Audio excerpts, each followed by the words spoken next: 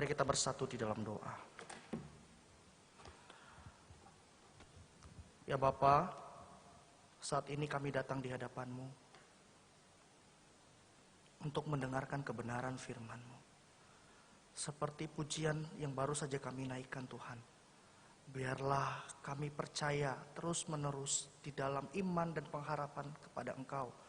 Dan menjadikan Engkau sebagai Tuhan dan Juru Selamat atas kehidupan kami. Biarpun hal-hal yang terjadi kepada kami, namun tetap hati kami tetap percaya kepada Engkau. Singkapkanlah kebenaran-Mu Tuhan, berbicaralah pada hari ini. Sebab setiap kami ini ingin mendengar. Demi nama Tuhan Yesus kami berdoa dan bersyukur. Amin. Jemaat dipersilakan duduk kembali. Shalom jemaat yang terkasih dalam nama Tuhan kita Yesus Kristus. Puji syukur oleh karena kasih karunia Tuhan, Tuhan memberikan kesempatan bagi kita untuk dapat beribadah pada hari ini. Jemaat yang terkasih, suatu hari saya pernah bertanya kepada seorang anak remaja tentang apa saja hal yang akan ia lakukan sepanjang hidupnya. Di mana ketika saya bertanya dengan pertanyaan tersebut, anak itu langsung menjawab, "Ya Lose, ketika saya sudah mulai bersekolah, saya akan melanjutkan perkuliahan saya. Ketika saya selesai di dalam perkuliahan, saya akan melanjutkan dengan pekerjaan. Dan ketika saya sudah menikmati pekerjaan saya dan mendapatkan privilege, saya akan menikah dan membentuk keluarga.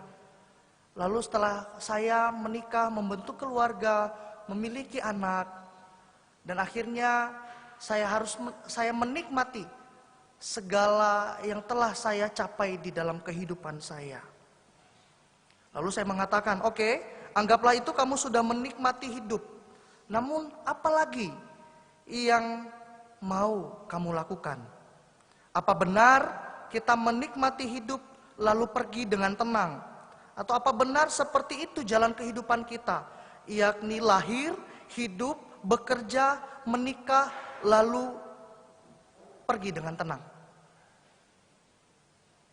Apakah tidak ada hal yang seharusnya kita kerjakan yang merupakan tujuan hidup yang sebenarnya?" Dewasa ini kita tahu tahapan apa yang kita ingin capai di dalam rentang hidup yang kita miliki, dan kita juga mempersiapkannya. Namun, apakah kita benar dapat menentukan tujuan hidup, dan apakah kita tahu apa yang menjadi tujuan hidup Allah di dalam kehidupan kita? Jemaat yang terkasih, seandainya kita mengetahui tujuan hidup kita yang sebenarnya, pastilah kita akan menjadi pribadi yang memaksimalkan hidup sebaik mungkin, senyaman mungkin, setenang mungkin, dan seaman mungkin. Namun sampai pada saat ini, kita masih belum menemukan apa yang menjadi tujuan dari akhir kehidupan kita. Oleh sebab itu, mari kita merenungkan kebenaran firman Tuhan kita pada pagi hari ini. Mari kita buka kitab Roma, pasalnya yang ke-8,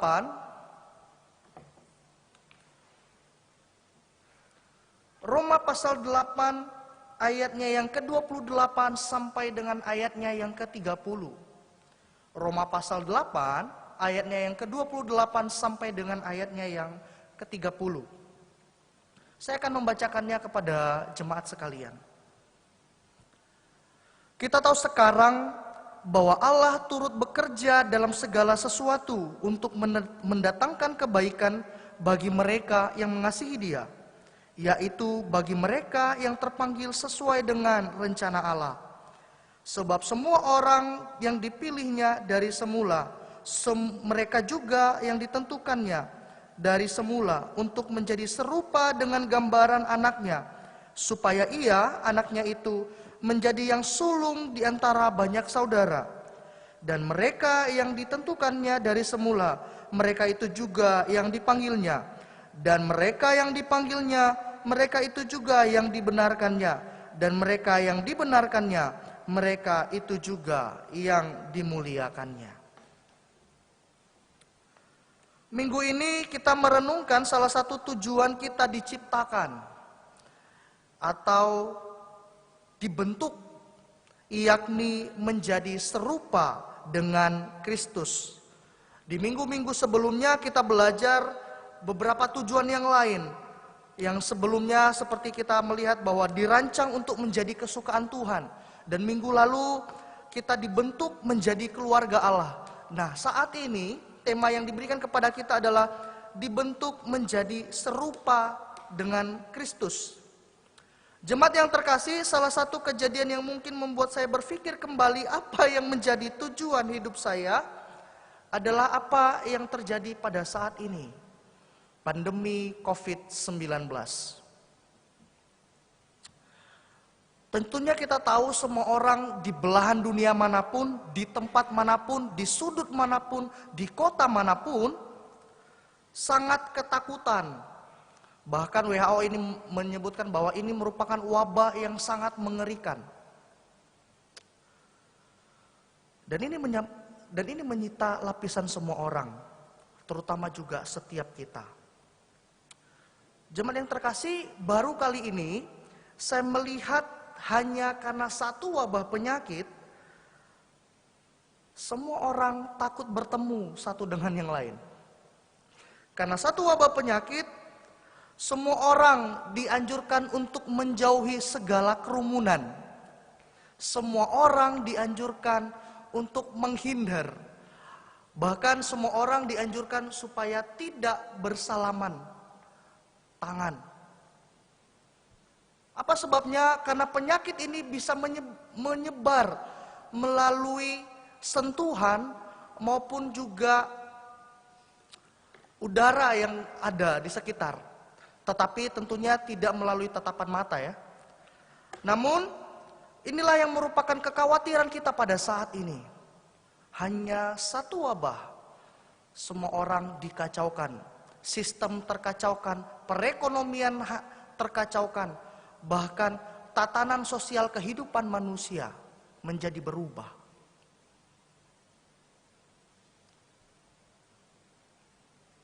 Lalu apa yang menjadi tujuan Allah yang ingin Allah nyatakan kepada kita pada saat ini?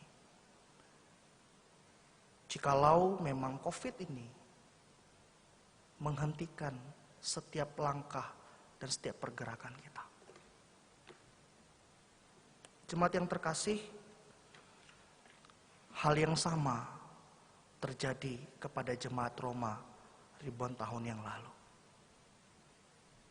Jemaat yang percaya kepada Kristus mengalami suatu masa di mana mereka tertekan, mereka kehilangan harapan, mereka takut, bahkan mereka tidak bisa bertemu dengan keluarga mereka satu dengan yang lain.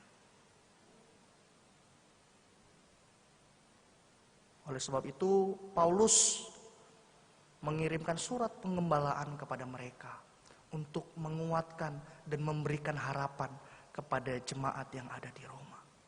Adapun permasalahan yang terjadi pada jemaat di Roma pada saat itu adalah, yang pertama, mereka diasingkan dari kerumunan banyak orang.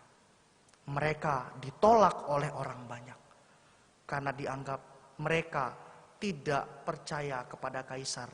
Mereka justru percaya kepada Kristus. Selain mereka ditolak, mereka dianiaya. Hal inilah yang menyebabkan mereka menjadi pribadi yang putus asa. Kenapa saya tidak bisa mendeklarasikan hidup saya sebagai orang yang percaya kepada Kristus? Kenapa saya tidak bisa memberikan hidup, menampakkan diri saya atau memunculkan diri saya untuk sebagai orang yang percaya kepada Kristus? Bahkan terjadi perpecahan atau perselisihan di antara mereka. Oleh sebab itu, Paulus memberikan penguatan bagi mereka untuk memberikan keyakinan kepada mereka agar tetap bertahan di dalam iman, meskipun di dalam kondisi apapun, di dalam tekanan apapun, di dalam tindakan yang dilakukan kepada mereka, mereka harus tetap percaya kepada Kristus sebagai Tuhan dan Juru Selamat atas kehidupan mereka. Sehingga Paulus mengatakan di ayat yang ke-18, sebab aku yakin bahwa penderitaan zaman sekarang ini tidak dapat dibandingkan dengan kemuliaan yang akan dinyatakan kepada kita. Orang-orang yang tadinya kehilangan harapan, mereka bisa melakukan segala cara. Bahkan mereka bisa mengakhiri hidupnya. Dan disinilah ada harapan yang dinyatakan Paulus kepada jemaat yang berada di Roma. Semua penderitaan zaman sekarang ini tidak dapat dibandingkan dengan kemuliaan yang akan dinyatakan kepada kita. Hal inilah yang menjadi penguatan kepada jemaat Roma pada saat itu. Apapun yang terjadi pada saat ini, percayalah bahwa Tuhan yang memberikan kebaikan kepada kalian. Percayalah bahwa ada saatnya Tuhan akan menyatakan kemuliaannya kepada kita. Percayalah bahwa Tuhan akan menyatakan anugerahnya kepada kita.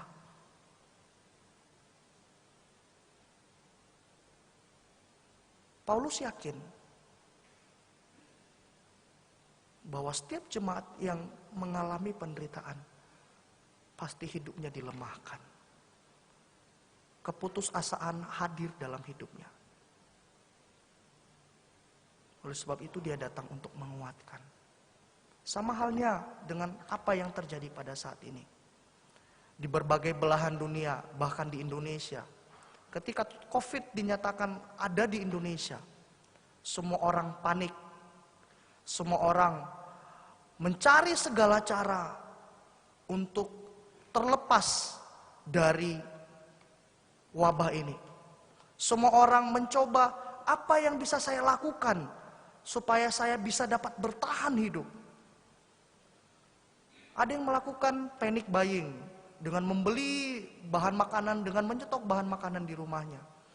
Ada pula juga orang-orang yang memanfaatkan momen-momen ini untuk melakukan tindakan-tindakan yang kurang baik. Ada juga orang yang dengan kebaikan yang ia miliki, ia membantu orang-orang yang kekurangan. Ia memberikan makanan kepada mereka, ia memberikan pengobatan kepada mereka.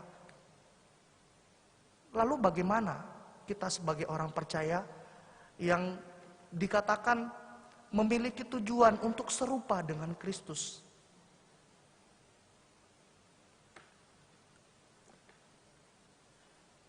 Jemaat yang terkasih, di sini pun Paulus kembali menegaskan terhadap penguatan kepada jemaat Roma dengan mengatakan bahwa kita tahu sekarang bahwa Allah turut bekerja dalam segala sesuatu untuk mendatangkan kebaikan bagi mereka yang mengasihi Dia, yaitu bagi mereka yang terpanggil sesuai dengan rencana Allah. Jemaat yang terkasih, apa yang dialami oleh orang-orang percaya pada saat itu sangatlah berat. Mereka harus berjuang mempertahankan kehidupan mereka sekaligus iman kepada Kristus. Namun, apa yang menjadi kekuatan bagi orang percaya di dalam menghadapi tekanan? Yakni penyertaan Allah. Penyertaan Allah akan selalu ada di dalam tujuan hidup yang diarahkan Allah kepada setiap orang percaya. Mari kita bandingkan kepada para nabi atau yang menjadi utusan Tuhan di masa lampau. Musa, Daniel, bahkan Raja Daud. Di mana sekalipun Allah mempersiapkan mereka dengan tujuannya, namun Allah juga memberikan harapan dan kekuatan serta menyertai mereka senantiasa. Allah tidak hanya menyampaikan visinya, Allah tidak hanya menyampaikan apa yang ingin Ia nyatakan bagi umatnya, tetapi Allah senantiasa hadir dan bersama-sama, berjalan bersama-sama dengan orang yang diutusnya. Sama halnya yang terjadi kepada kita pada saat ini. Percayalah bahwa Tuhan senantiasa menyertai dan menguatkan kita. Bahkan menyertai kita senantiasa di dalam segala aktivitas kehidupan kita. Meskipun pada saat ini kita tahu kita diizinkan untuk berada di rumah, untuk bersama-sama dengan keluarga. Tapi percayalah, Tuhan hadir dan Tuhan bersama-sama dengan kita. Lalu apa yang Allah lakukan jikalau Allah menciptakan kita untuk menjadi serupa dengan Kristus? Di ayat 29 mengatakan, sampai ke 30 mengatakan, sebab semua orang yang dipilihnya dari semula, mereka juga yang ditentukannya dari semula untuk menjadi serupa dengan gambaran anaknya, supaya ia, anaknya itu menjadi yang sulung di antara banyak saudara. Dan mereka yang ditentukannya dari semula, mereka itu juga yang dipanggilnya. Dan mereka yang dipanggilnya, mereka itu juga yang dibenarkannya. Dan yang mereka yang dibenarkannya, mereka itu juga yang dimuliakannya. Ada 3 tahapan yang Allah persiapkan untuk membawa kita menjadi serupa dengan Kristus. Yakni Allah menentukan, Allah memanggil, dan Allah membenarkan. Jemaat yang terkasih, hal yang pertama yang Allah lakukan adalah menentukan mereka yang dipilih. Bukan hanya dipilih saja, tetapi menentukan mereka yang dipilih. Bayangkan ketika ada seleksi untuk penerimaan, bisa dikatakan seleksi penerimaan satpam ya, atau penjaga. Pasti orang-orang semua akan dipilih, dikumpulkan bersama-sama. Namun ada juga mereka yang ditentukan. Selain mereka dipilih, mereka juga ditentukan berdasarkan kriteria yang diberikan kepada mereka. Nah, di sini juga Allah menyatakan bahwa Allah bukan hanya saja memilih, tetapi menentukan mereka. Nah, hal ini yang sering terjadi di dalam kehidupan orang percaya. Mengklaim bahwa saya sudah dipilih sebagai orang percaya dan mau menjadi serupa dengan Kristus. Tapi tunggu dulu, ada prosesnya. Selain Anda dipilih, Anda ditentukan. Bagaimana cara penentuannya? Dikatakan di ayat yang ke-28, Bapak Ibu, bahwa orang-orang yang ditentukan adalah orang-orang yang mengasihi Dia. Siapakah orang-orang yang ditentukan Allah untuk menjadi serupa dengan Kristus? Mereka yang mengasihi Dia. Hal ini sangat mencolok dari nats sebelumnya. Mereka yang ditentukan dan dipanggil, mereka lah yang dibenarkan untuk menjadi pribadi yang mengasihi Allah di dalam kehidupan. Nah, ketika berbicara tentang mengasihi Allah, saya mau mengajak kita juga untuk membaca satu nats. Siapa saja orang-orang yang mengasihi Allah tersebut. Mari kita baca Lukas pasal 10 ayatnya yang ke-27. Siapakah orang-orang yang mengasihi Allah, yang ditentukan Allah, yang ditentukan Allah untuk dibentuk melalui kasih setianya? Mari kita melihat dari Lukas pasal 10 ayatnya yang ke-27. Lukas pasal 10 ayat 27 mengatakan, kasihilah Tuhan Allahmu dengan segenap hatimu, dengan segenap jiwamu, dengan segenap kekuatanmu, dengan segenap akal bundimu, dan kasihilah sesama manusia seperti dirimu sendiri. Jadi orang-orang yang mengasihi Allah ialah orang-orang yang mengasihi Allah dengan segenap hati. Apa maksudnya? Mereka yang mengasihi Allah dengan segenap hati adalah mereka yang mau melakukan segala perintah Allah dengan segenap hatinya. Mereka yang mengasihi Allah adalah mereka yang melakukan pekerjaan Allah dengan segenap jiwanya. Dengan segenap jiwanya itu adalah dengan segenap apa yang dia miliki, apa yang dia punyai, dia berikan semuanya. Dan mereka yang mengasihi Allah adalah mereka yang melakukannya dengan segenap kekuatan. Yakni kekuatan yang mereka miliki yang berasal dari dirinya, mereka dedikasikan untuk kemuliaan Tuhan. Dan mereka yang mengasihi Allah adalah mereka yang menempatkan akal budi yang dia pikirkan di dalam tuntunan dan perintah Allah. Ini bukanlah hal yang gampang, jemaat. Justru di dalam hal inilah kita mempertanyakan iman kita. Apa benar saya sudah mengasihi Allah dengan segenap hati saya? Apa benar saya sudah mengasihi Allah dengan segenap jiwa saya? Apa benar saya sudah mengasihi Allah dengan kekuatan saya? Dan apa benar saya sudah mengasihi Allah dengan akal budi saya? Semua itu akan tercermin dengan setiap perbuatan yang kita lakukan di dalam kehidupan kita. Ketika kita mau menerima orang lain meskipun ia berbeda kepada kita. Ketika kita mau mengasihi orang lain meskipun dia sudah jahat kepada kita. Ketika kita mau mendedikasikan diri kita untuk orang lain meskipun orang lain itu terus menolak kita. Itulah maksud dari cara kita mengasihi Allah. Dan banyak hal lagi. Baik juga kita ketika kita melatih diri kita secara rohani.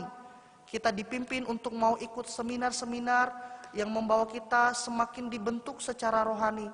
Dan membawa pikiran kita semakin tertuju kepada Tuhan. Itulah cara kita mengasihi Allah yang disampaikan kepada kita. Bahkan terlebih lagi ketika kita sudah mengasihi Allah, maka kita mengasihi manusia sama seperti kita mengasihi diri kita sendiri. Ada satu nats mengatakan bagaimana kita bisa mengasihi Allah tetapi kita tidak mengasihi saudara kita sendiri. Ini menjadi pedang bermata dua bagi setiap kita pada saat ini. Ketika Anda mau dibentuk, Anda mau dituntun, Anda mau ditentukan menjadi orang yang akan dibawa di dalam tujuannya Allah, maka Anda harus mengasihi Allah dengan apa yang Anda miliki. Dengan apa Anda yang punyai. Dengan apa yang ada di dalam diri Anda. Tetapi jika tidak, sudah jelas bahwa Anda tidak masuk di dalam tujuan Allah. Jadi Bapak Ibu yang terkasih, jemaat yang terkasih. Setiap kita yang sudah ditentukan di dalam kasih karunia Tuhan, kita juga harus meresponi dengan mengasihi Allah di dalam kehidupan kita. Jemaat yang terkasih, untuk menjadi serupa dengan Kristus bukanlah hal gampang. Setelah kita ditentukan, kita akan dipanggil sesuai dengan rancangan yang Allah nyatakan bagi kita. Dipanggil untuk menjadi orang yang dituntun Allah di dalam satu karya nyata. Kita dipanggil di dalam pekerjaan kita dipanggil di dalam pelayanan kita dipanggil di dalam setiap lingkungan kita untuk memberitakan tentang Kristus dan kasih-Nya. Kembali lagi kepada kasih Kristus yang harus kita beritakan. Itulah cara Tuhan menetapkan kita atau menentukan kita menjadi bagian yang Ia masukkan di dalam rancangannya. Ketika kita sudah dipanggil jemaat yang terkasih, kita akan dibawa dengan rancangan Allah. Saya percaya dan saya yakin rancangan Allah bagi setiap kita berbeda-beda, tetapi arahnya cuma satu, ditentukan untuk menjadi serupa dengan Kristus. Ini yang menjadi pertanyaan bagi kita pada saat ini. Sudahkah kita benar-benar menjadi serupa dengan Kristus dengan cara kita mengasihi dunia? Maka ketika kita sudah mengasihi dunia, ketika kita sudah dipilih untuk menjadi serupa dengan Kristus, maka segala tindakan yang kita lakukan ada kalanya sesuai dengan tuntutan dan kasih karunia Allah. Firman-Nya mengatakan bahwa setiap hal yang kita lakukan semuanya untuk kemuliaan namanya. Kita dibawa, dirancang, dipilih, dan akhirnya kita dibenarkan dan masuk ke dalam kerajaannya.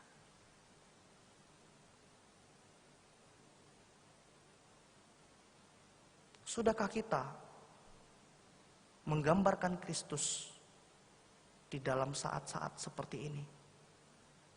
Sudahkah kita dilihat menjadi Kristus-Kristus kecil yang berdampak bagi dunia pada saat ini? Percuma saja kita terus menggali iman kita, kita terus membangun kualitas iman kita, tetapi kita tidak mau memberitakannya keluar.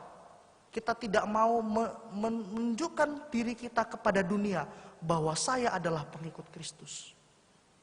Ini menjadi pertanyaan bagi setiap kita dan perenungan bagi setiap kita.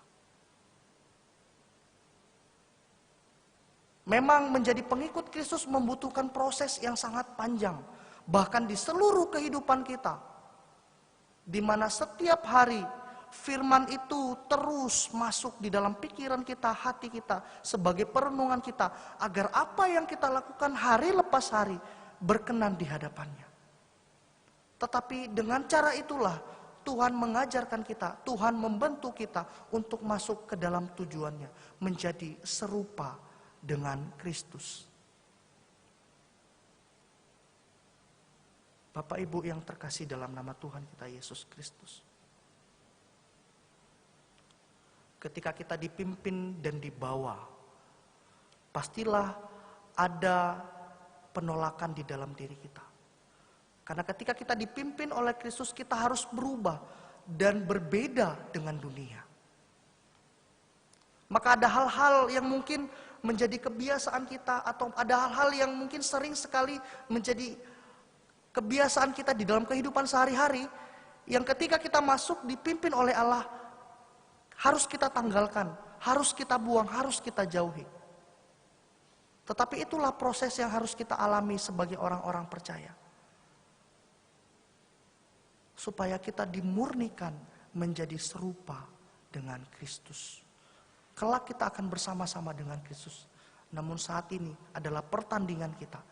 Paulus juga mengatakan, kehidupan yang ada di bumi merupakan pertandingan yang harus mencapai garis finish. Bagaimana cara mencapai garis finish itu? Dengan mengikuti kehendak Allah di dalam kehidupan. Salah satunya adalah melatih kedisiplinan kita secara rohani. Ketika kita sudah melatih diri kita secara rohani, Tuhan akan menunjukkan setiap kehendaknya bagi setiap kita. Apa saja yang bisa kita lakukan ketika kita ingin melatih diri kita, mendisiplinkan kita secara rohani. Mungkin semua juga sudah tahu, kita berdoa, kita merenungkan firman Tuhan. Tetapi satu langkah lebih maju dari itu. Kita harus melatih diri kita untuk mengasihi dunia. Karena dengan mengasihi dunia, kita sudah menceritakan tentang Kristus. Percuma 2000 tahun yang lalu Tuhan Yesus datang ke dalam dunia, mengambil rupa sebagai manusia, menunjukkan kasih setianya, bahkan mati di atas kayu salib. Tetapi orang-orang pilihannya tidak menunjukkan sebagaimana mestinya. Inilah yang harus kita perhatikan sebagai orang percaya pada saat ini. Mau menjadi serupa dengan Kristus, mau dibentuk menjadi serupa dengan Kristus, harus mau juga membayar harga. Jauh daripada dunia, tidak menaati dunia, melawan dunia, melawan aturan-aturan yang ada, melawan tindakan-tindakan yang bagi dunia itu biasa, menipu atau bersaing satu dengan yang lain, itu sudah biasa. Tetapi ketika Allah sudah menyuruh kita, kasihilah dunia, mari kita bersama-sama mengasihi dunia. Sama seperti firman yang telah disampaikan kepada kita. Dan percayalah, ketika kita sudah mengasihi dunia, ayat 28 mengatakan,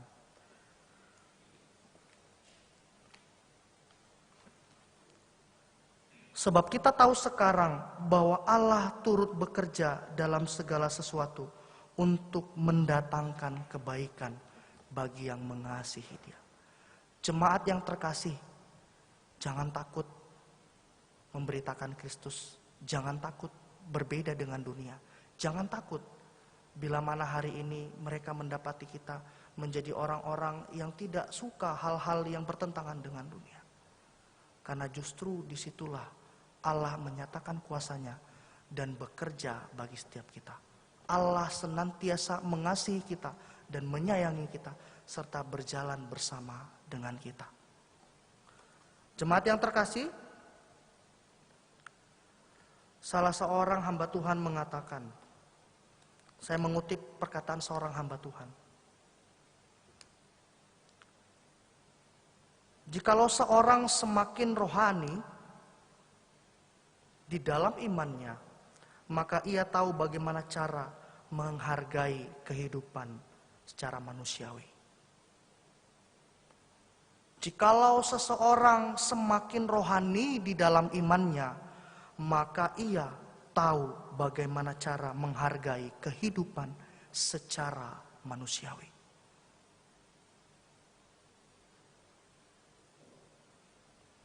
Inilah pesan yang disampaikan.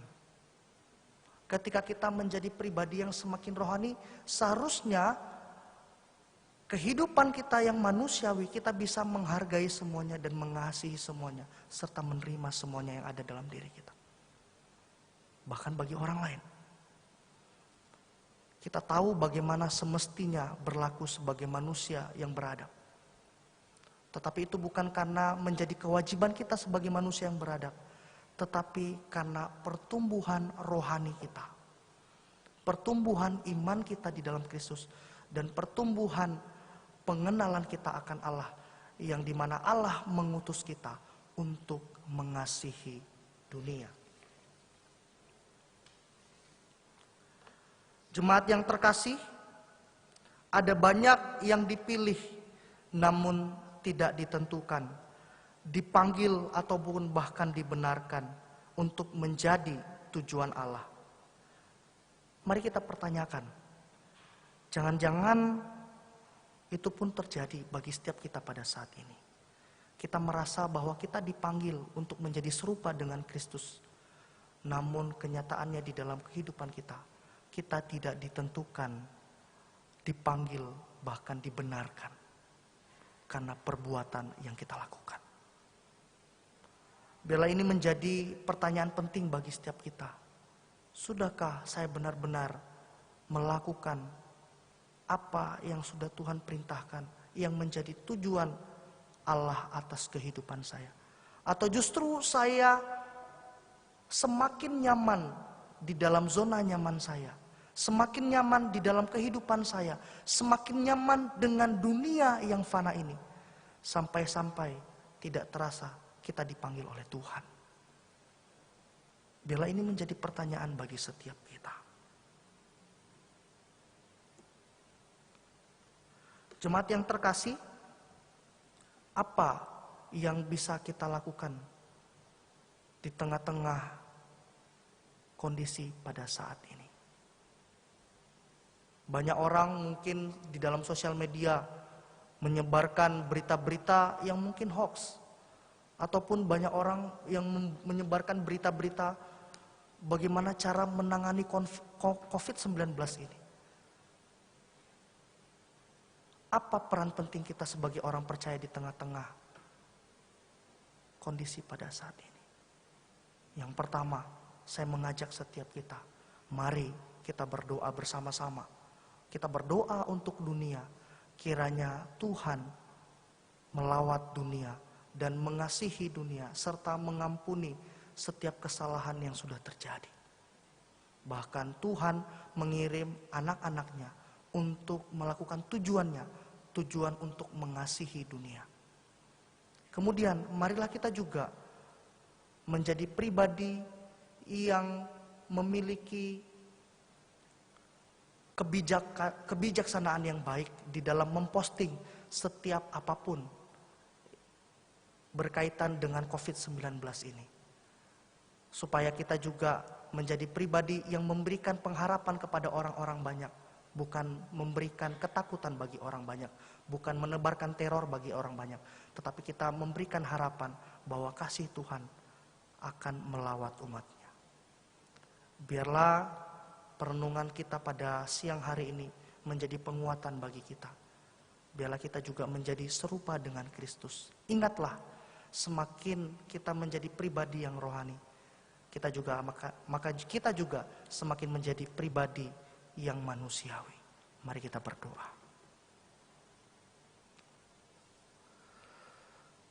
Ya Allah, terima kasih pada siang hari ini Kau telah berbicara kepada kami. Bagaimana kami menjadi serupa dengan Kristus dan bagaimana cara Engkau mengarahkan kami masuk ke dalam tujuanmu yang luar biasa. Tuhan, berilah kami hikmat di dalam menyikapi kondisi pada saat ini. Dan jadikanlah kami pribadi-pribadi yang juga dapat menebarkan kasih kepada sesama. Khususnya juga di dalam kondisi yang seperti ini. Bukan pribadi-pribadi yang menebarkan hoax, bukan pribadi-pribadi yang menebarkan ketakutan, bahkan bukan menjadi pribadi yang menebarkan teror dimanapun kami berada. Tapi biarlah kami di tengah-tengah dunia, kami bersaksi menjadi serupa dengan Kristus. Ini doa kami, demi nama Tuhan Yesus kami berdoa.